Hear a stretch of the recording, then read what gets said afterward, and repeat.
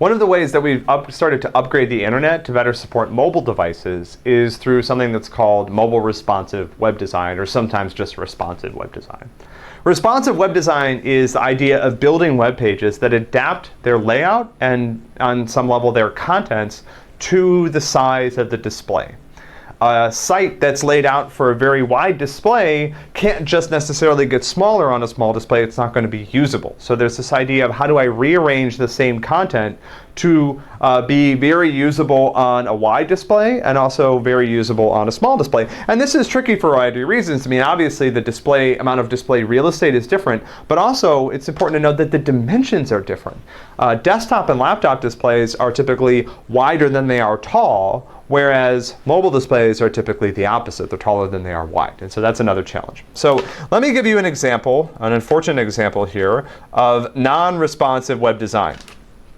So here is our department's homepage. And let me show you what this homepage looks like if I make the screen really small.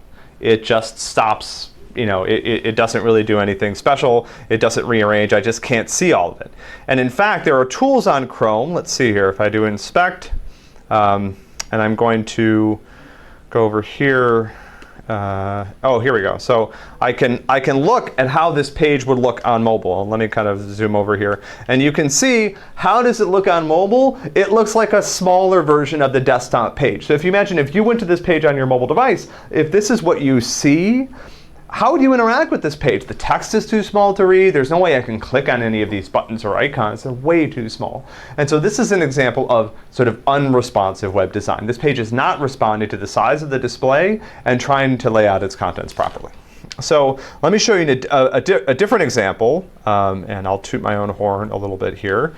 So if you go to my group's web page, this is the list of members of the group, and this is how it looks on mobile. Okay, so what are some of the features of this design? So the menu has been eliminated. The menu has been turned into this classic sort of hamburger menu, where if I click on that, I get something that drops down, but it doesn't take up space on the page, because one of the things about mobile is that I don't have as much real estate up here. This is a lot narrower, and so rather than trying to fit all the menu items in here, which would make them way too small, I collapse them into something that I can open by clicking on it. And of course, at this point, I think everybody has started to understand and internalize what that hamburger menu means. That's the name for it, the 3 bars. When you see that, there's enough sites that are using this as part of a visual vocabulary that you understand what it's for.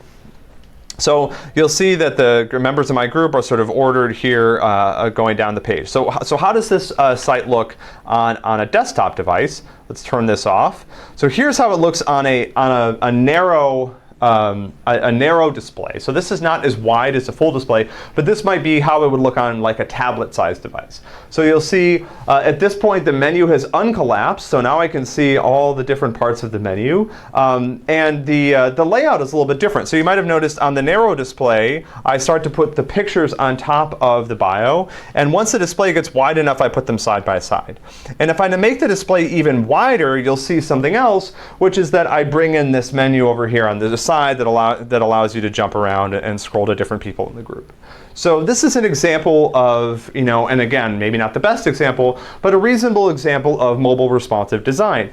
As the display gets wider, I'm using more of the real estate for interesting stuff like this side menu. Once the display starts to get narrower, the first thing that happens is that side menu goes away. The second thing that happens is I start to stack the photo on top of the bio, and I bring in this hamburger menu to create more space up top. So mobile responsive design is something there's a lot of great toolkits for doing this. It's not hard, but it's something that we want to think about every time we develop new web pages, because a lot of the people that are looking at them are going to be looking at them on a mobile device.